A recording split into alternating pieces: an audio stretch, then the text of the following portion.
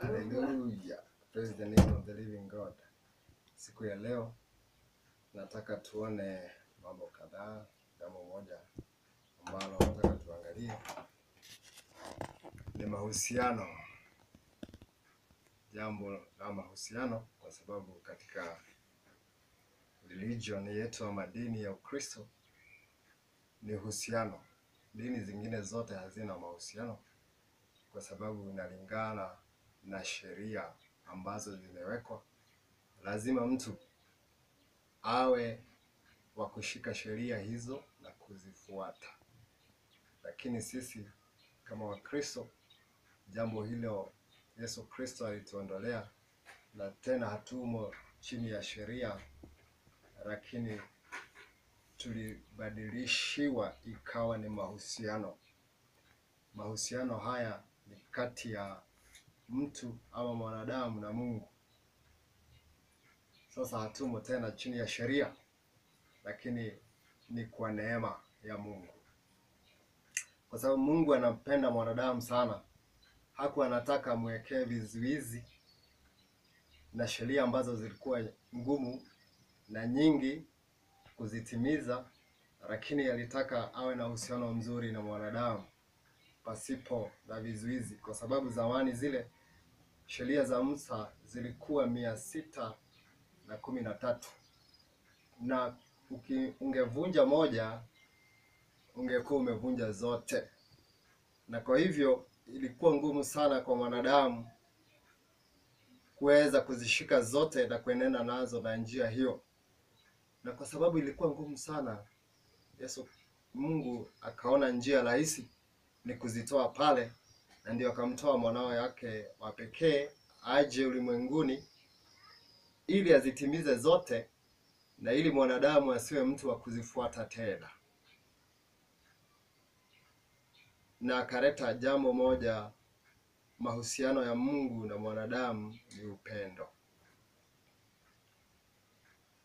Katika kitabu cha Yohana 3:16 nasema, kwa maana jinsi hii Mungu aliupenda ulimwengu hata akamtoa mwanao wa pekee.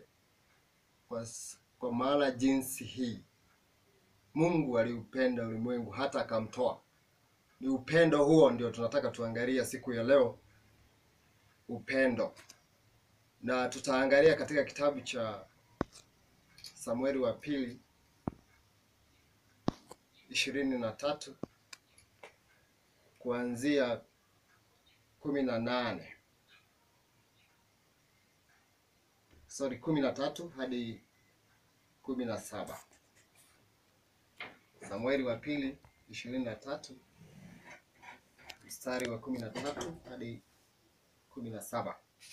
Tena watatu miongoni mwa wale 30 walikuwa wakuu, wakashuka wakamwendea Daudi wakati wa mavuno mpaka pango la Adulamu. Na kikosi cha Wafilisti walikuwa wamefanya kambi katika bonde la Warefai. Naye Daudi wakati ule alikuwako ngomeni, na jeshi la Wafilisti wakati ule walikuwako Bethlehemu. Daudi akatamani akasema, laiti mtu angeninywesha maji ya kisima cha Bethlehemu kilicho karibu na lango. Basi hao mashujaa watatu wakapenya jeshi la Wafilisti, wakateka maji kutoka kile kisima cha Bethlehemu kilicho karibu na lango, wakayachukua wakamletea Daudi, walakini yeye hakukubali kuyanywa, akayamimina mbele za Bwana. Akasema, hasha Bwana, nisifanye hivi. Je, si damu hii ya watu hao waliohatarisha nafsi zao? Kwa hivyo hakukubali kuyanywa. Hayo ndiyo waliofanya wale mashujaa watatu. Wakati tunaongea juu ya upendo, upendo hasa ni kupatiana. We are talking about giving. Love is giving. Love is giving.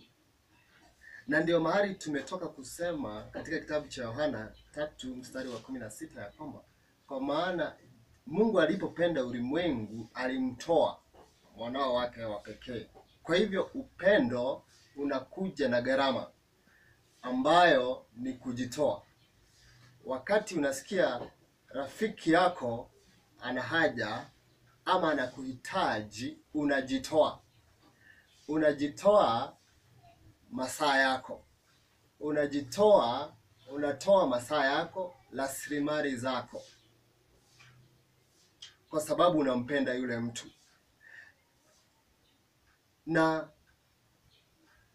Mungu alipopenda ulimwengu akatoa kitu ambacho kilikuwa cha thamani sana juu mbinguni, ambao ni mwanao wake wa pekee, akamtoa kwa sababu alipenda mwanadamu awe na ushirika na mwanadamu. Mungu alitaka kurudisha uhusiano wake na mwanadamu, na kwa hivyo akamtoa mwanao wake wa pekee. Kwa hivyo tunaona ya kwamba kupenda ni kutoa.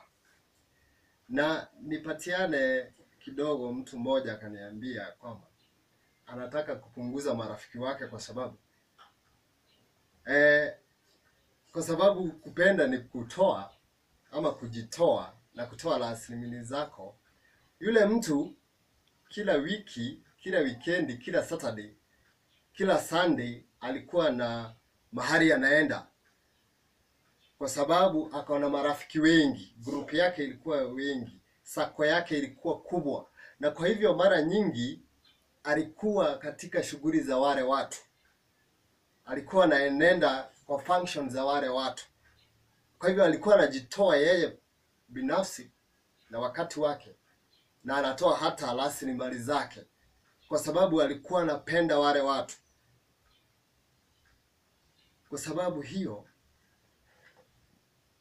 alikuwa wakati mwingi yuko nje ya kazi yake ama nje ya shughuli zake za kila siku. Na sasa akaniambia ya kwamba angetaka kupunguza ile sako yake ama wale marafiki zake, ili awe na wakati wake,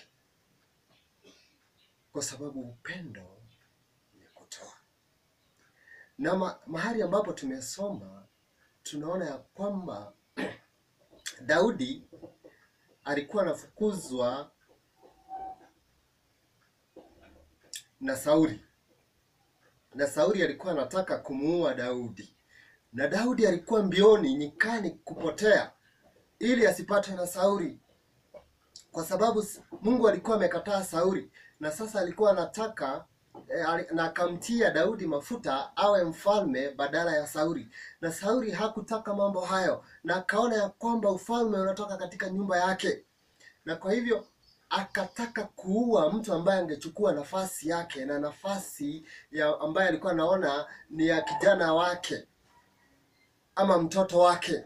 Na kwa hivyo akachukua wakati mwingi kutaka kumuua Daudi. Na Daudi wakati aliona kana kwamba atauawa ama atashikwa na Sauli, akapotea nyikani, akaenda kukaa kule nyikani. Na Biblia inatuambia kwamba Daudi akaenda akakaa mahali ina cave, kwenye pango, akajificha pale kwenye pango ili kujificha dhidi ya Sauli.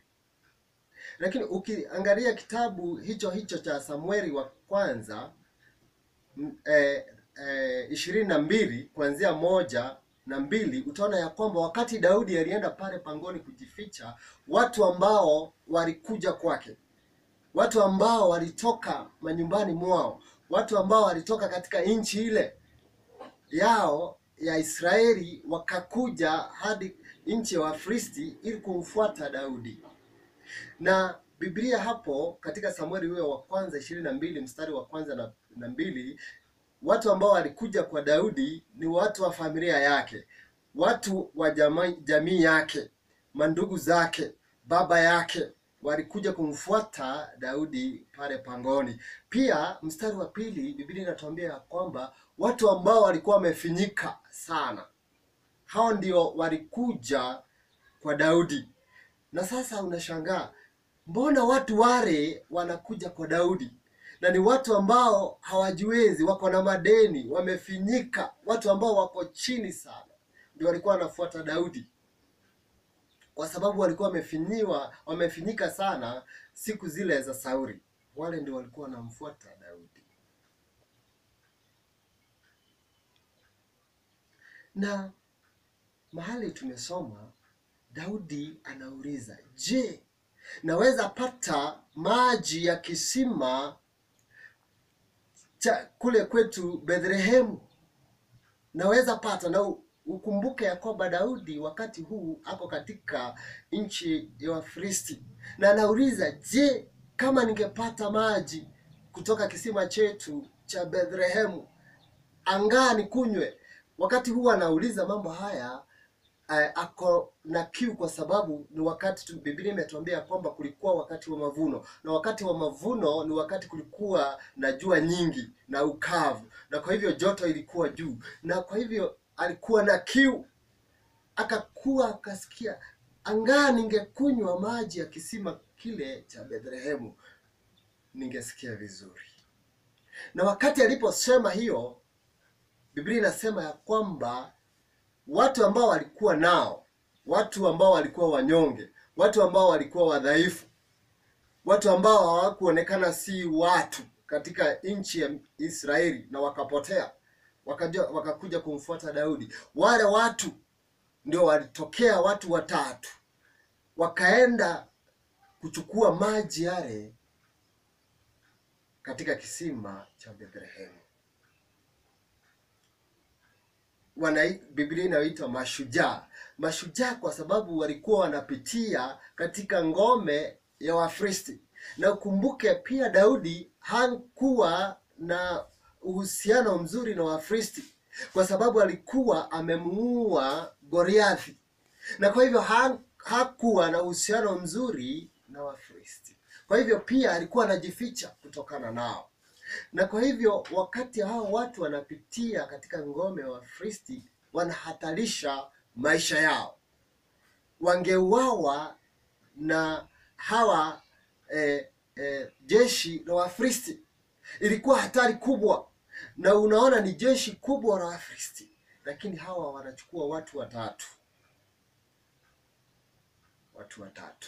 wanapitia katikati ya jeshi la Wafilisti kwenda kumtekea Daudi maji anywe kwa sababu ya kiu. Tunaona nini? Tunaona upendo wa wale mashujaa watatu kwa Daudi. Hivi wanaweza hatarisha maisha yao, kwa sababu hii ni hatari, kupitia katikati ya adui zako. Tunaona wanahatarisha maisha yao ili kwamba wamfurahishe Daudi. They are laying down their life for someone else.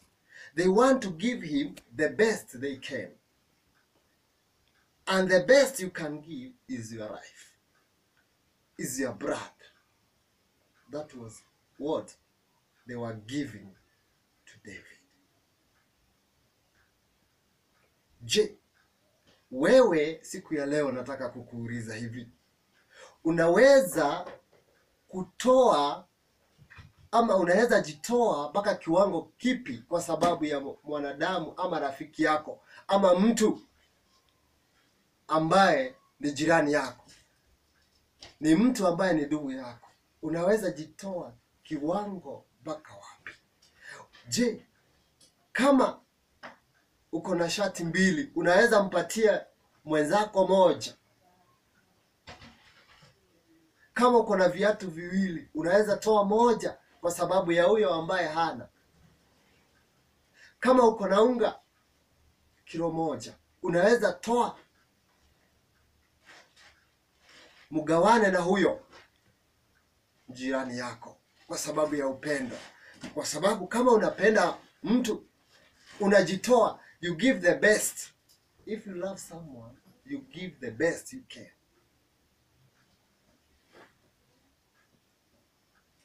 Tukaona Mungu alipopenda ulimwengu, alitoa kitu ambacho kilikuwa cha thamani sana mbinguni,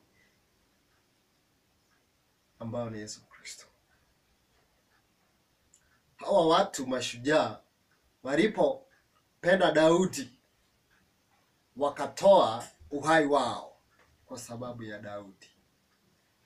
Je, wewe unaweza enda mpaka kiwango kipi kama unampenda watu? Je, wewe Mkristo unaweza jitoa mpaka wapi ili kwenda kutafuta ambao wamepotea, watu ambao hawajafikiwa na injili hii? Unaweza jitoa mpaka wapi? Je, unaweza toa mali yako kueneza injili? Unaweza jitoa hata wewe binafsi kueneza injili? Hilo ni swali, is a challenge. We umejitoa mpaka wapi? Ama unaweza jitoa mpaka wapi? Maisha yako mahali umefika, ushajitoa kwa sababu ya mwenzako, ushajitoa kwa sababu ya jirani yako, ushajitoa kwa sababu ya ndugu yako, kwa sababu ya familia yako. Uiombee, uache usingizi usiku, uombe kwa sababu ya jamii yako, kwa sababu ya watu wenyu. You sacrifice yourself for your family, for your brothers, for your sisters, for your neighbor. Wewe ambao ni Mkristo, je, umejitoa ama unaweza jitoa kwa sababu ya mchungaji wa kanisa lako? Kwamba unaweza kosa kwenda shambani ama kwenda biashara, ufunge kwa sababu ya huyo mchungaji wako wa kanisa lako, ambalo wakati wote analilia Mungu kwa sababu yako, kwa sababu ya roho yako, kwa sababu ya familia yako. Je, unaweza jitoa kwa sababu ya kanisa lako? Ufunge siku 3 kwa sababu ya kanisa lako.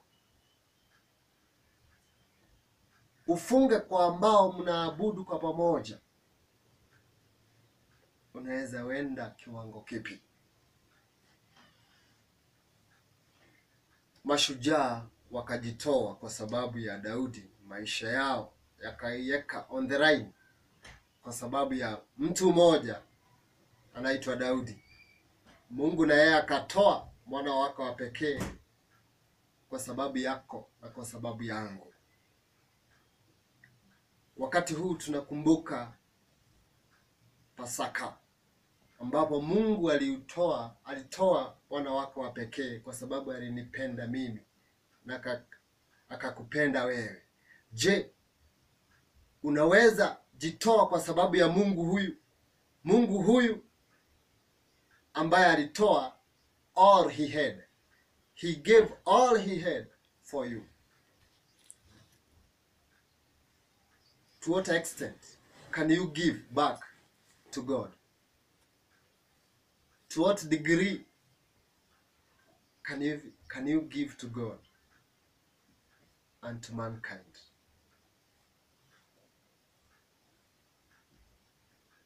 Kwa sababu Mungu ni upendo, na unapopenda mwenzako unatimiza sheria ambayo Yesu Kristo aliitoa. Upendo. Na hapa tunaona ya kwamba Daudi, watu ambao walikuja kwake pangoni, Biblia imesema ya kwamba katika Samueli wa kwanza 22, watu ambao walimfuata kule pangoni Aderamu ni watu ambao walikuwa watu wa chini sana, kiwango chao kilikuwa cha chini sana. Biblia inasema ya kwamba walikuwa watu ambao walikuwa wanyonge, watu ambao walikuwa na madeni, watu ambao hawangeweza kulipa madeni zao. In the society, watu ambao walikuwa chini sana, hao ndio walikuja kwa Daudi. Watu ambao walikuwa wamefinyika, watu ambao ni maskini, watu ambao ni wa kuhangaika, hao ndio walifuata Daudi. Lakini mwisho wa hili, Biblia inasema ya kwamba walikuwa mashujaa. Walikuja watu ambao wako chini sana. Walikuja watu ambao hawana mbele, watu ambao hawana nyuma. Hao ndio walikuja kwa Daudi. Watu ambao walikuwa na madeni, watu ambao walionekana sio watu kabisa. Hao ndio walikuja kumfuata Daudi pangoni. Lakini mwisho hapa ni Daudi karibu anakufa. Ndio neno hili linaandikwa.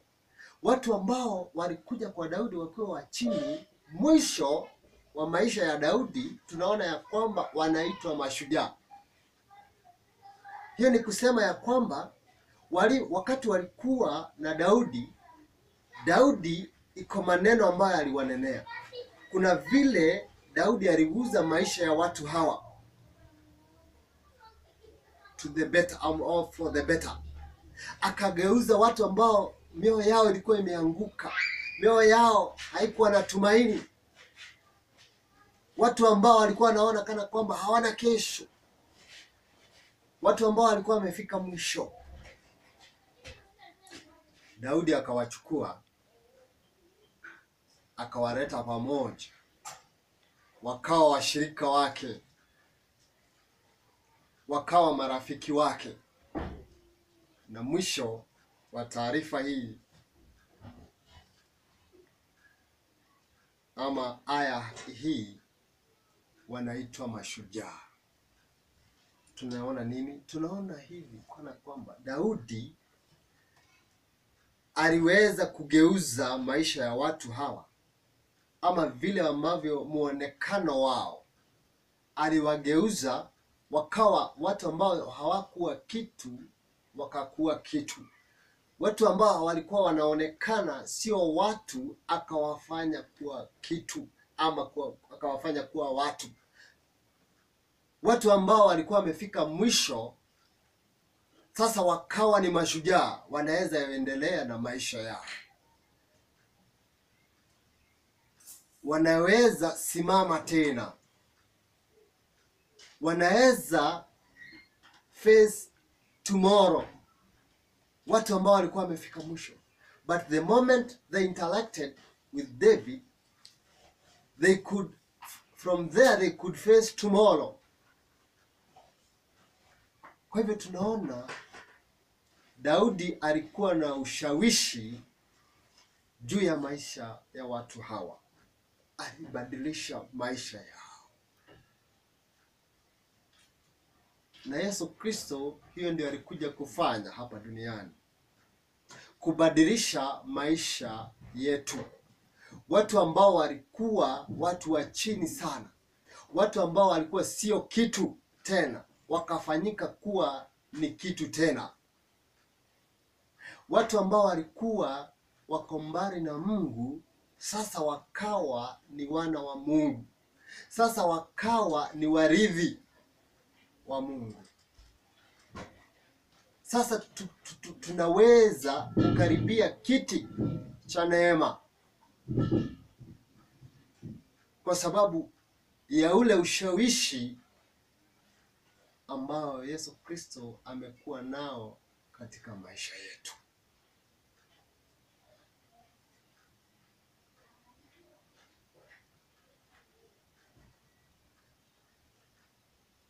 Nataka kuuliza swali hili na mimi pia. Katika maisha yako, je, have you ever touched someone's life? Iko mahali umeshika maisha ya mtu ukawa na ushawishi katika maisha ya mtu huyo, ama mtu huyo akabadilika. Mtu huyu anaweza toa ushuhuda kwamba kama sio ndugu yule, kama sio mama yule, mimi singekuwa hapa, mimi singekuwa nimefika hapa, mimi singekuwa kama si mtu ambaye alikuwa amefika mwisho, karibu achukue kamba jinyonge ama jitoe uhai wake. Mkakutana na yeye, mtu alikuwa anataka kunywa dawa, mkakutana na yeye, ukamwonyesha upendo, ukanena neno moja na yeye, akabadilika. Mtu ambaye alikuwa ni mbombea pombe, mkakaa na yeye, ukamwonyesha upendo, ukabadilisha maisha ya mtu huyo.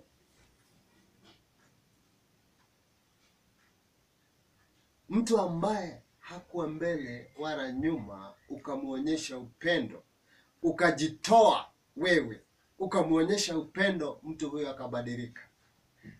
Je, have you touched a life? Not two, but one. Have you ever touched a life? If not, especially as a Christian, I can say that we have failed in that field. Kama sisi hatuwezi guza mtu na maisha yetu.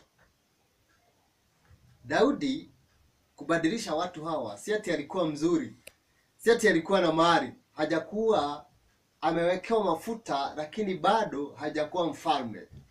Hata kama alikuwa na mafuta, lakini aliweza kuguza maisha ya watu hawa, akawabadilisha, wakawa jeshi kubwa, wakawa mashujaa. Sio lazima uwe na mali nyingi, sio lazima ukuwe na position ndio uweze kuguza maisha ya mtu yule mwingine. Sio lazima uwe na vitu nyingi sana vile ambavyo watu wanafikiria. Daudi hakuwa na chochote, lakini kwa maneno na kwa vitendo. Kwa sababu katika maisha yetu sio lazima ukuwe na mahali unaweza hubiria ndio watu wasikie. Sio lazima ukuwe mchungaji ndio watu uguze maisha ya watu kupitia neno lako. Sio lazima. Hata vile ambavyo unakaa katika maisha yako, hiyo ni mahubiri tosha. Katika ploti ambao unaishi, je, watu wanajua kwamba wewe umeokoka? Mahali unafanyia kazi, je, watu wanajua umeokoka? Marafiki wako, je, wanajua umeokoka? Wanaweza toa ushuhuda huo kwamba huyu kweli ameokoka, huyu ameokoka, huyu mama ameokoka, huyu mzee ameokoka.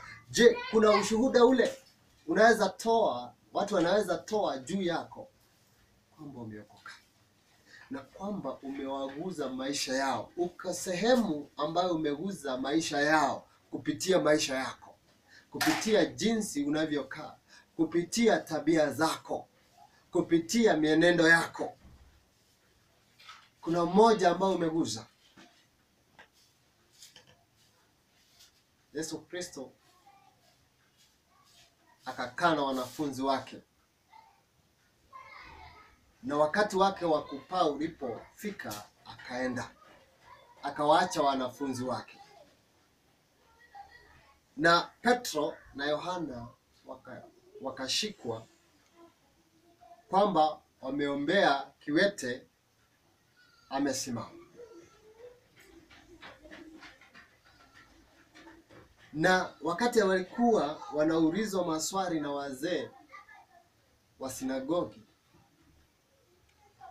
kwa sababu ya ile ushawishi ama influence ambayo Yesu Kristo alikuwa nao juu ya maisha ya Petro na Yohana na wanafunzi wote kwa jumla, wale wazee walipowaona wale wanafunzi, hawakuona wale wanafunzi, waliona Yesu. Kwa sababu Yesu alikuwa ameweka influence yake juu ya wale watu. wakatoa ushuhuda kwamba hawa watu wamekuwa na Yesu. Je, watu wanaweza toa ushuhuda siku ya leo juu ya maisha yako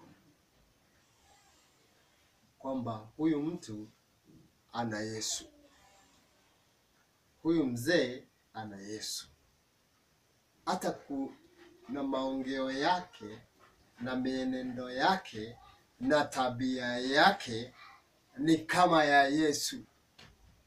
Huyu ni Mkristo halisi. Wakikuangalia wanaona Kristo, wakikutazama wanaona Kristo, wakiangalia watoto wako wanaona Kristo, wakiangalia mke wako wanaona Kristo, wakiangalia mke wako wanaona Kristo, wakiangalia biashara yako, vile ambavyo unafanya biashara, wanaona Kristo. Kwa sababu kuna Wakristo wengi ambao ni Wakristo siku ya Jumapili, ama siku ambao wana kongamano, ama siku ambao wanakuwa na mkutano. Wakati huo ndio wanakuwa Wakristo. Lakini tukitoka siku ya Jumapili tukuje siku ya Jumatatu, Jumanne, hakuna Ukristo tena. Je, kuna ushuhuda ambao unaweza tolewa juu yako kwa sababu ya upendo ambao tumeonyesha watu? That you can give your life for someone else to get better in life, to be a better person.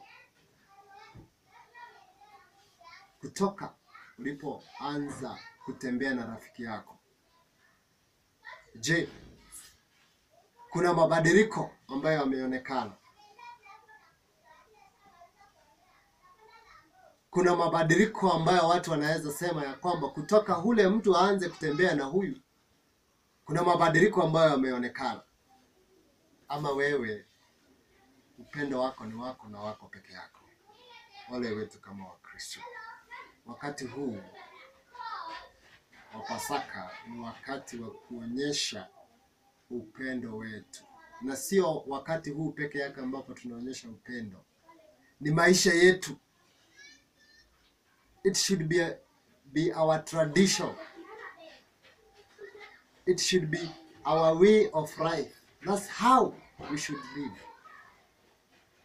Loving one another. Loving your neighbor. Hata ambao wanaonekana si wazuri. Yesu Kristo hakuja kwa wale wazuri, alikuja kwa sisi ambao tulikuwa wabaya, akatubadilisha na upendo wake tukakuwa wazuri. Hata ule ambao anaonekana sio mzuri, muonyeshe upendo. Akishaona upendo wako kwake, atabadilika, atataka kuitanishwa na wewe, atataka kuwa karibu na wewe, atataka kuwa na urafiki na wewe, na kwa njia hiyo utampeleka kwa njia ambayo inastahili, kwa sababu ameona upendo. Na sisi zote tunapenda, ama tunahisi ni vizuri tukipendwa. Wakati tunapendwa tunahisi vizuri, tunasikia vizuri ndani ya mioyo yetu. Hata wale ambao wanaonekana kana kwamba sio wazuri, tuwaonyeshe mapenzi. Na tukifanya hayo, tukipitia njia hiyo, tutakuwa tukitimiza sheria na maagizo ya Yesu Kristo ya upendo. Kwa sababu Mungu ni upendo, na sisi kama ni wafuasi wa Mungu lazima tuwe watu wa kuonyesha watu wote upendo. Na upendo huo utabadilisha nyumba zetu. Hata mtoto ambaye sio mzuri katika nyumba yako, muonyeshe upendo. Upendo huo utambadilisha. watu wa ploti yako ambao unaishi, majirani wako, hata ambao wanakusengenya, watu ambao wanakusema, watu ambao wanakuchukia, waonyeshe upendo. Usilipize kisasi.